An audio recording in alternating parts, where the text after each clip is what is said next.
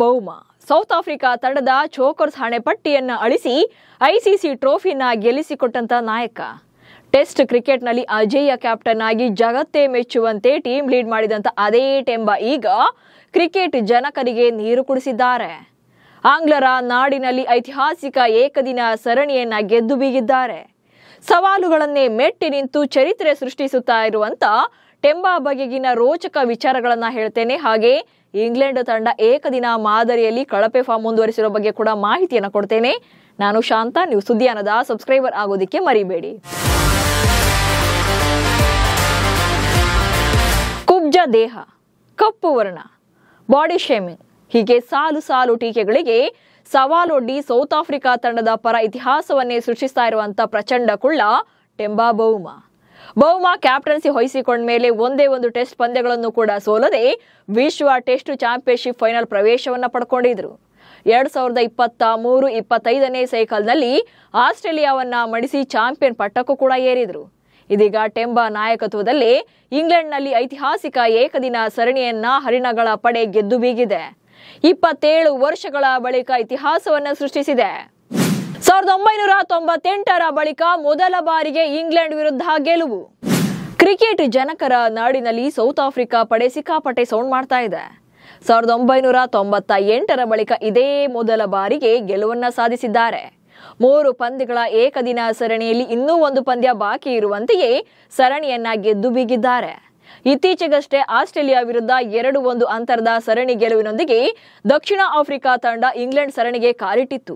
50 ಓವರ್ಗಳ ಸ್ವರೂಪದಲ್ಲಿ ಹಾಲಿ ವಿಶ್ವ ಚಾಂಪಿಯನ್ಗಳ ವಿರುದ್ಧ ಇದು ಹರಿಣಗಳ ಸತತ 7ನೇ ODI ಸರಣಿ ಗೆಲುವಾಗಿದೆ.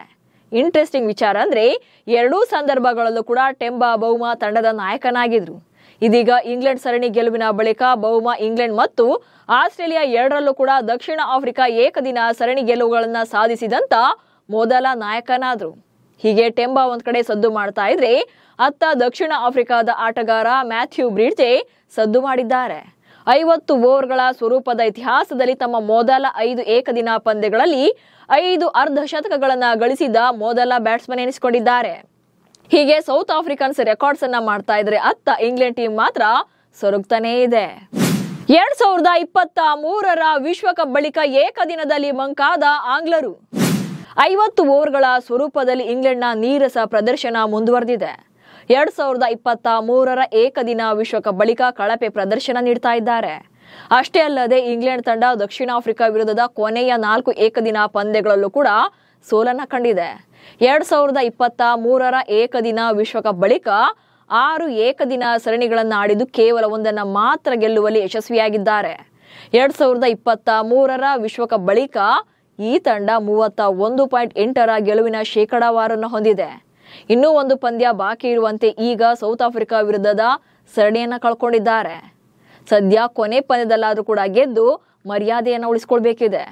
ಇಂಗ್ಲೆಂಡ್ ಮತ್ತು ದಕ್ಷಿಣ ಆಫ್ರಿಕಾ ನಡುವಿನ 3ನೇ ಮತ್ತು ಅಂತಿಮ ಏಕದಿನ ಪಂದ್ಯ ಸೆಪ್ಟೆಂಬರ್ 7ರ ಭಾನುವಾರದಂದು ಸೌತ್ ಆಫ್ಟನ್ನಲ್ಲಿ ನಡೆಯಲಿದೆ.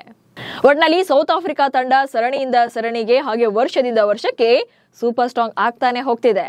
ಟೆಸ್ಟ್ ಕ್ರಿಕೆಟ್ನಲ್ಲಿ ವಿಶ್ವ ಚಾಂಪಿಯನ್ಸ್ ಆದ್ಮೇಲೆ ಅವರ ಕಾನ್ಫಿಡೆನ್ಸ್ ಲೆವೆಲ್ ಮತ್ತಷ್ಟು ಜಾಸ್ತಿ ಆಗಿದೆ. ನಮಸ್ಕಾರ.